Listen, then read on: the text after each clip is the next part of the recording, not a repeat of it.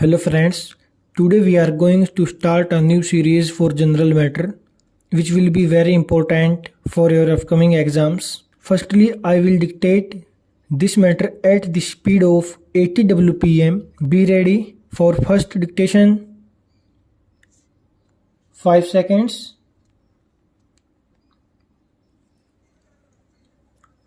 The Taxation Law Amendment Bill 1971 introduced in the last session of Parliament, which was before the Lok Sabha was discussed.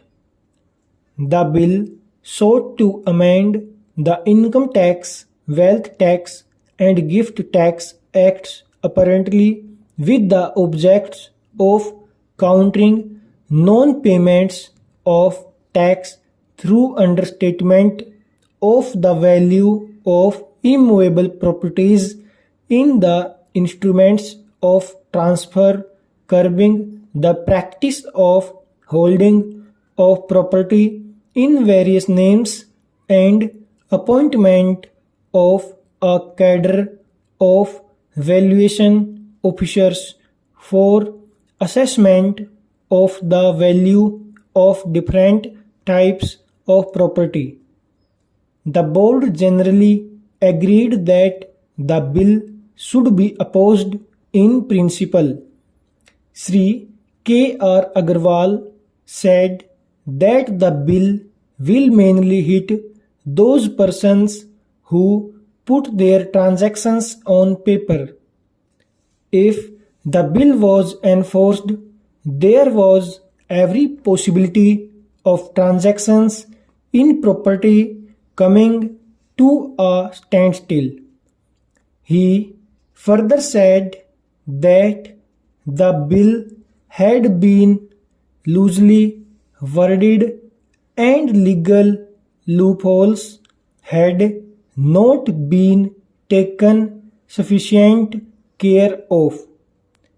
There was no provision in the bill to counter the lowering of tenancy rate to bring down automatically the value of a property.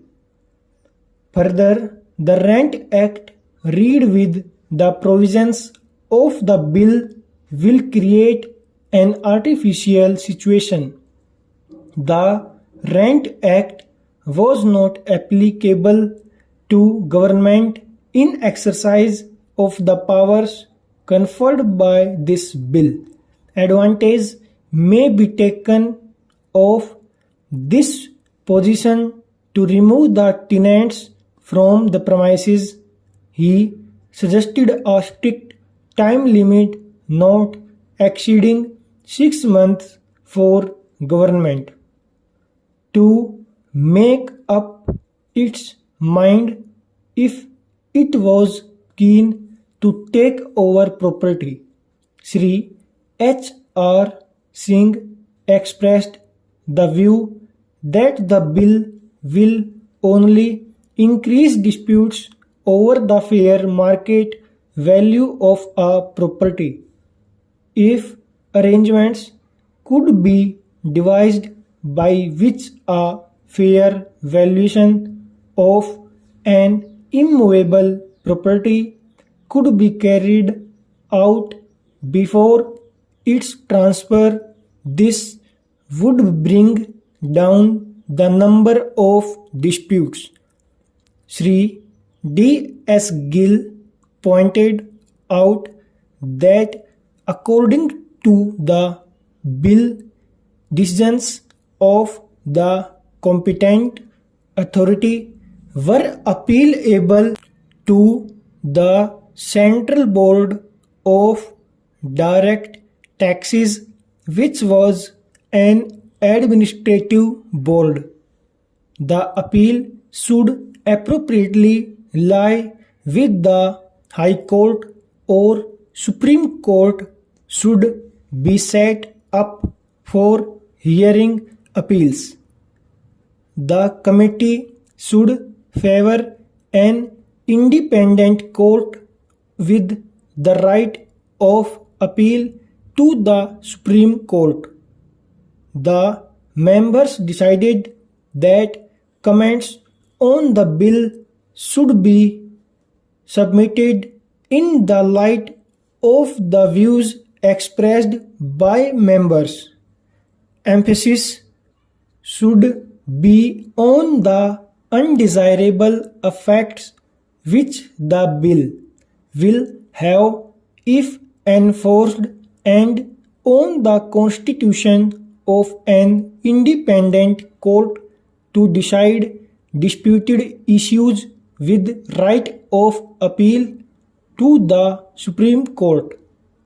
On a suggestion from a member, it was also decided to suggest that the 15% which will be paid in addition to the amount of the apparent consideration of a property as acquisition compensation should be treated as capital receipt and not as part of the sale price.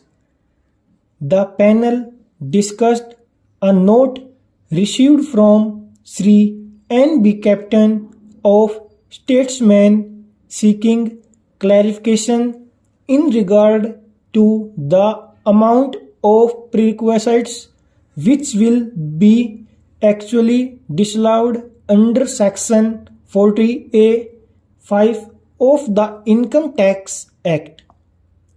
The unanimity of opinion was that the disallowance will be the total expenditure which the company has to bear beyond 1/5 of the salary of an employee or rupees 1 lakh, whichever is lower.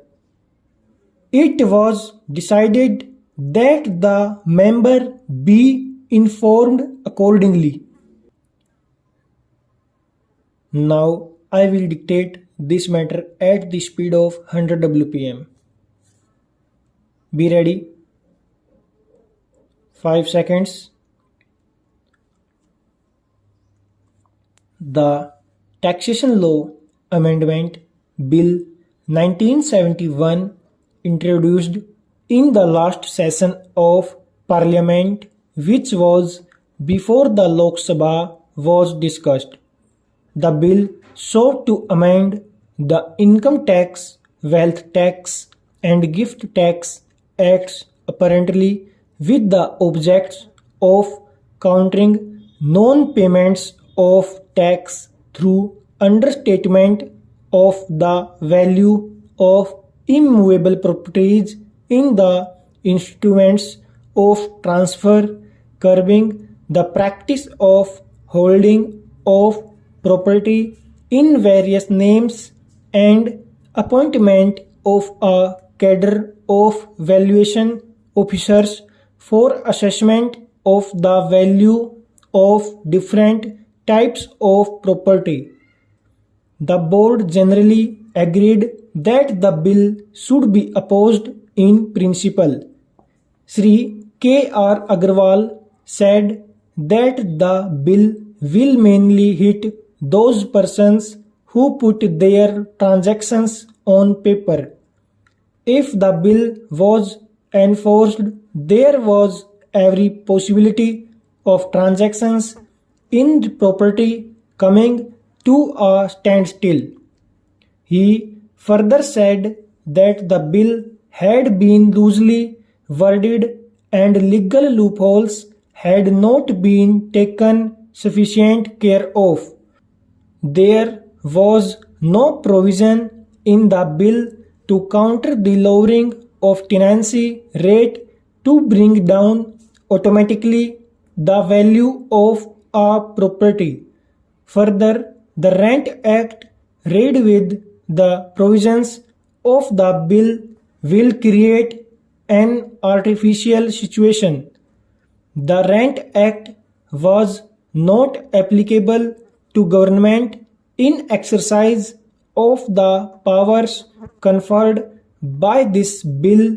Advantage may be taken of this position to remove the tenants from the premises. He suggested a strict time limit not exceeding 6 months for government to make up its mind if it was keen to take over property. Sri H. R. Singh expressed the view that the bill will only increase disputes over the fair market value of a property. If arrangements could be devised by which a fair valuation of an immovable property could be carried out before the transfer, this would bring down the number of disputes. Sri D. S. Gill pointed out that according to the bill, decisions of the competent authority were appealable to the Central Board of Direct Taxes, which was an administrative board. The appeal should appropriately lie with the High Court or Supreme Court, should be set up for hearing appeals. The committee should favor an independent court with the right of appeal to the Supreme Court. The members decided that comments on the bill should be submitted in the light of the views expressed by members. Emphasis should be on the undesirable effects which the bill will have if enforced and on the constitution of an independent court to decide disputed issues with right of appeal to the Supreme Court. On a suggestion from a member, it was also decided to suggest that 15%, which will be paid in addition to the amount of the apparent consideration of a property as acquisition compensation, should be treated as capital receipt and not as part of the sale price. The panel discussed a note received from Sri N. B. Captain of Statesman seeking clarification in regard to the amount of prerequisites which will be actually disallowed under Section 40A(5) of the Income Tax Act. The unanimity of opinion was that the disallowance will be the total expenditure which the company has to bear beyond 1/5 of the salary of an employee or rupees 1 lakh